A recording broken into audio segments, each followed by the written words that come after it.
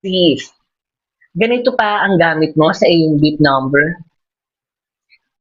Sis, mag-upgrade ka na. Oo, napaka-affordable lang naman yung ating Race Magnetic. Oo. Pag ganito kasi may tendency mawala or mahulog, lalo na may ulan sa Sunday. Oo, baka mamaya iwan kayo ng BIP number nyo. Mga sis, ito yung sinasabi ko sa inyo na talagang legit at talagang gamit ko na itong Marathon Race Number Magnetica.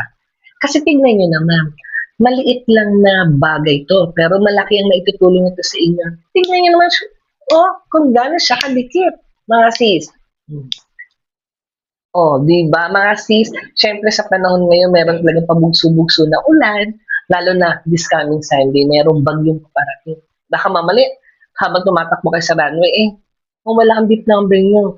At least kung ito yung gamit niyo, mabasa man kayo ng ulan, o tumindi man yung araw, sis, hindi kayo iiwan ng inyong beep number. Oo, dahil importante sa inyo ang beep number.